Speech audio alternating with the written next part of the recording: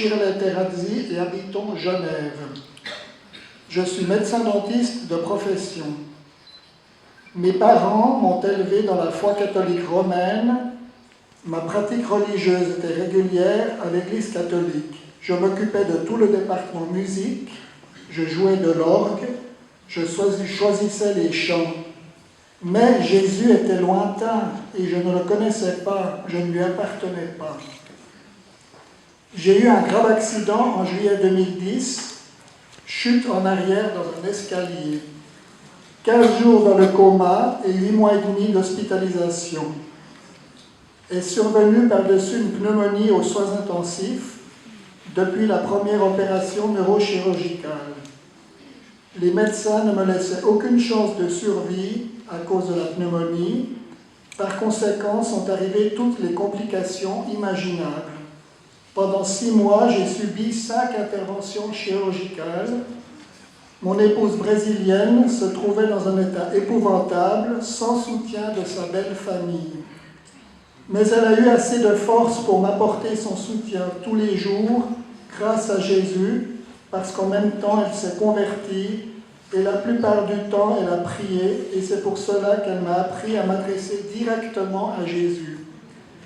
À l'hôpital, je me tourne vers Dieu, je crie à lui.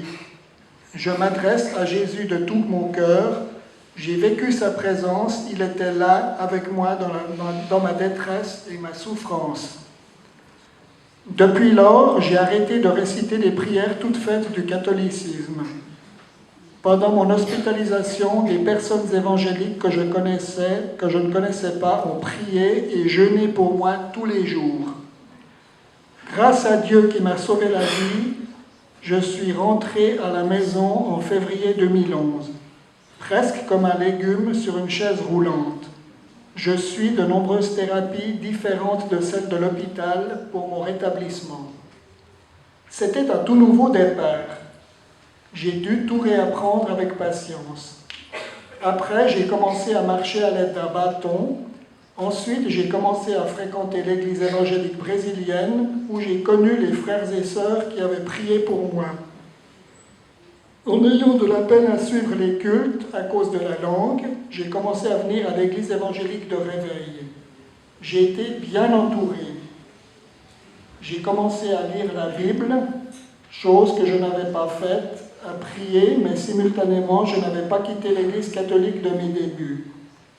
Ensuite, aujourd'hui, j'ai décidé de demander le baptême à l'église évangélique pour me convertir au Dieu vivant, obéir à sa parole et me convertir dans le vrai sens du terme, se tourner vers Jésus de tout cœur.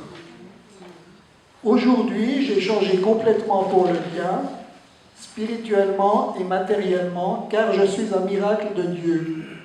Je suis régénéré, j'ai accepté Jésus comme mon Sauveur et Seigneur. Il est tout pour moi. Et je veux le suivre en faisant sa volonté. Lui obéir est mon choix.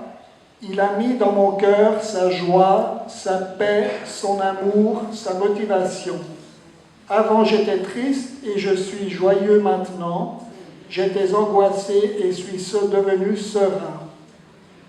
Ma foi a grandi, j'ai plus d'énergie, je suis plus heureux. Bref, je suis né à nouveau. Pourquoi je prends le baptême? J'ai envie de le faire par obéissance et de me positionner en Jésus.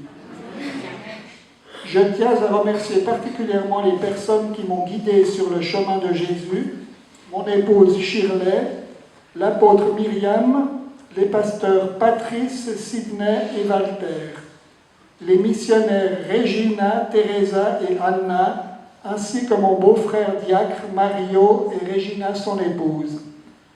Je termine en citant Psaume 18, versets 2 à 7. Je t'aime, Éternel, ma force. Éternel, mon rocher, ma forteresse, mon libérateur. Mon Dieu, mon rocher, où je trouve un abri, mon bouclier, la force qui me sauve, mon rempart. Loué soit l'Éternel. Je crie à lui et je suis délivré de mes ennemis. Les liens de la mort m'avaient enserré et les torrents dévastateurs m'avaient épouvanté. Les liens du séjour des morts m'avaient entouré, les pièges de la mort m'avaient surpris. Dans ma détresse, j'ai fait appel à l'Éternel, j'ai crié à mon Dieu. De son palais, il a entendu ma voix, mon cri est parvenu à ses oreilles. Frères et sœurs, merci.